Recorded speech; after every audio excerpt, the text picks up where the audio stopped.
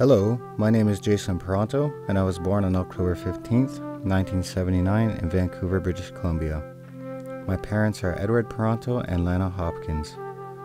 I have never gone to residential schools, but generations before me have gone to residential schools.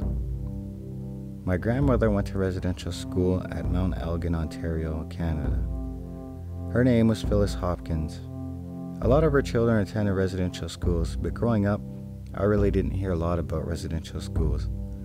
I heard a lot of talk about a place called the Mush Hole. It wasn't until my teens I learned what residential schools were. It was then I learned that the Mush Hole was a residential school.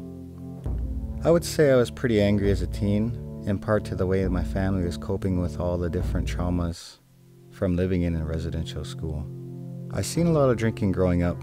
As I look back at those times now, I understand that it seemed to be the acceptable method for people to cope with the trauma inflicted upon them while living in residential schools. Growing up with a family who has survived residential schools was challenging to say the least.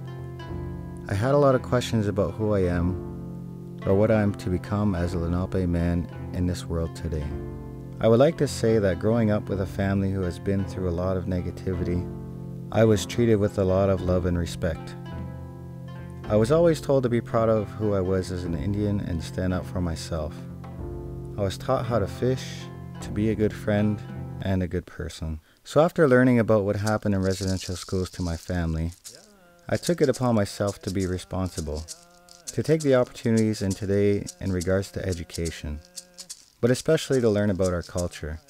So today I'm a proud father of 2 boys.